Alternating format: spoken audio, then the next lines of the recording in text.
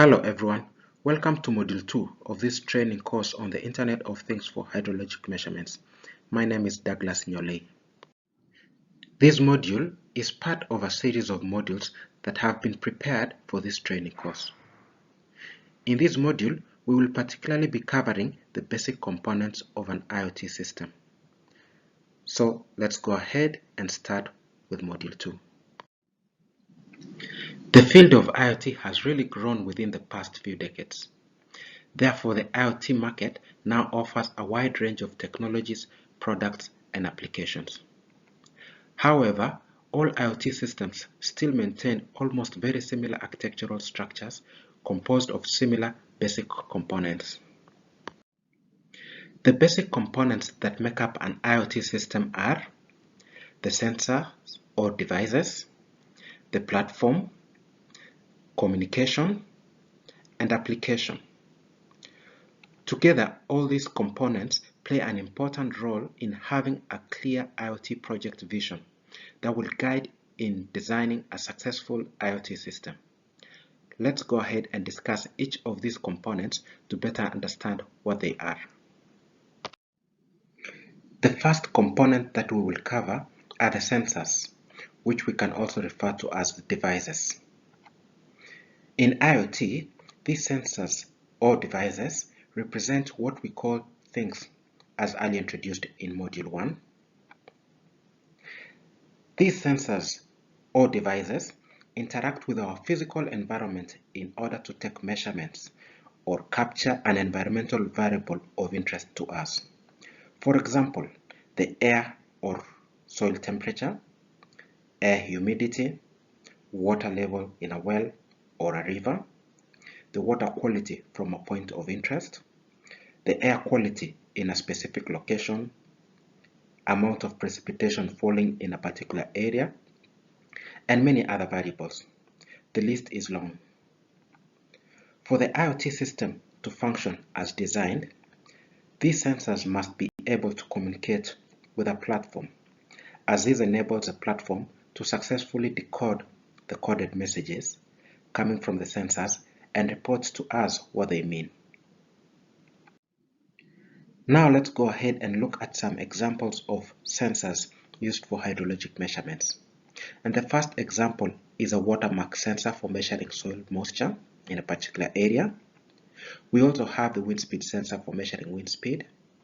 The tipping bucket rain gauge is used for measuring the precipitation amounts and intensity.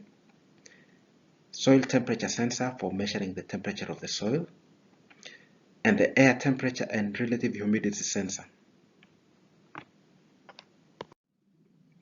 The second component of an IoT system that we will cover is a platform. What is a platform?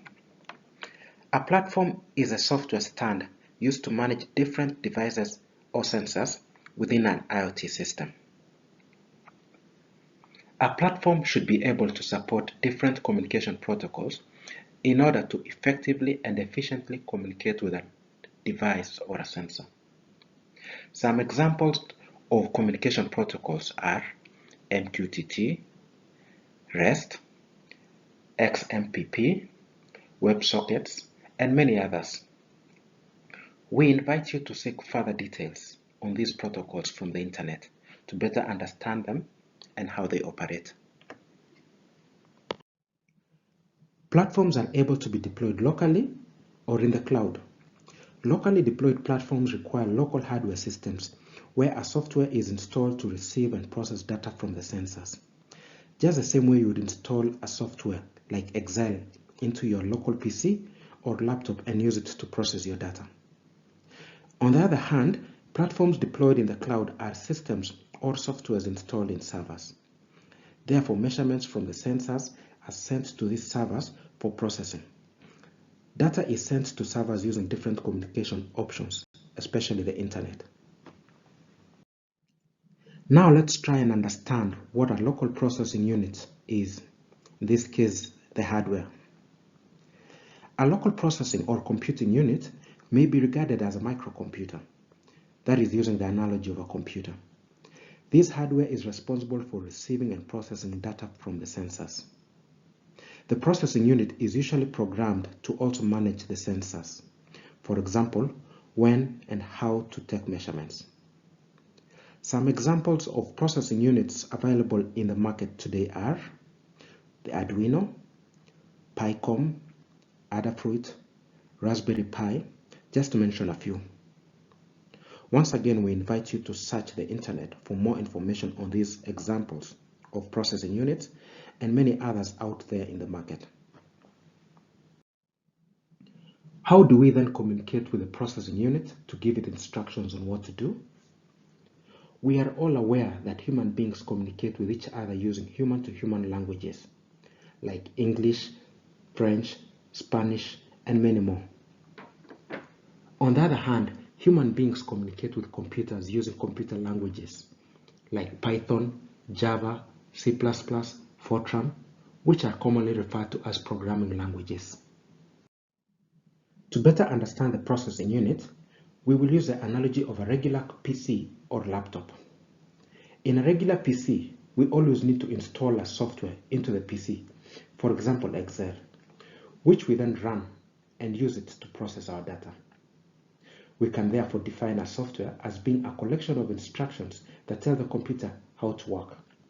These instructions are made up of numerous and complex scripts that are organized together to make up a program. In the case of an IoT processing unit, a relatively simple set of instructions in the form of scripts are uploaded to the unit and run for the instructions to be executed.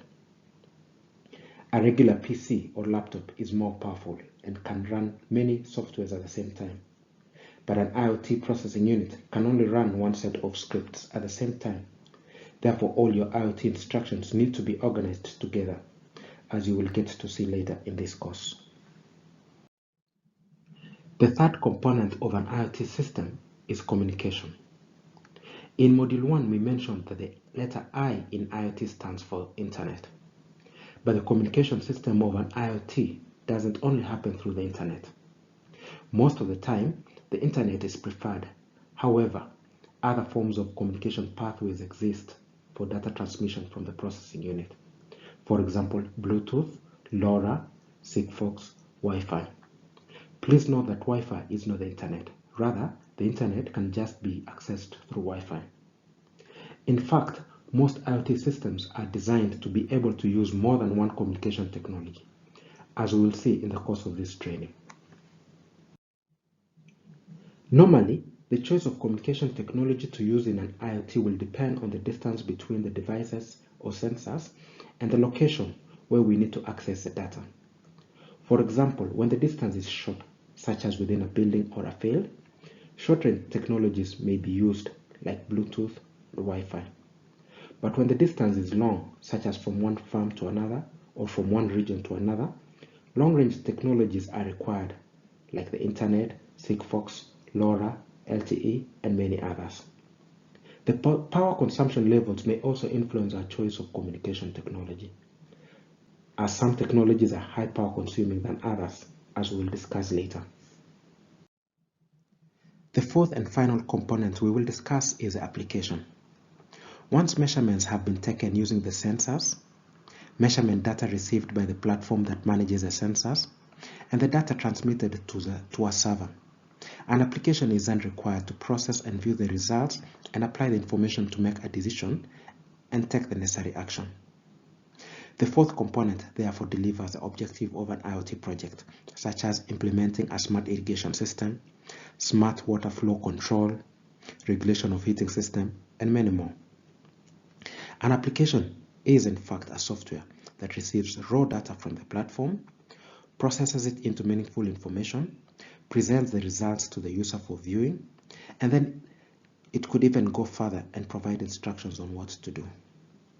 When the application is further enhanced, it could even go ahead and issue instructions back to the platform or another platform on what actions to be taken. For example, an application that provides information on low soil moisture content then gives instruction to start an irrigation system. To summarize all these components, we can then say the sensor or device is connected directly to a local processing unit which hosts the platform. The platform then has a set of instructions designed to manage the way the sensors work. These instructions also manage how and when the data from the sensors are sent to the servers hosting the application. Based on communication instructions from the platform, the data is then transmitted using the preferred communication technology, for example, LoRa, Sigfox, LTE, Wi-Fi, which then ends up in the servers that host the application. Most of the time, the server is accessed using the internet, but for sensors or platform deployed in remote stations without any internet connectivity, other communication avenues such as LoRa or Sigfox may be used to transmit the data to a gateway, which then transfers the data to the internet. Using the internet, the data can then get to the end server. The servers finally process the data and allow us to view the results using an application and inform us on the actions to be taken. What you see in this final slide is an example of a functioning IoT system for monitoring weather variables from a weather station.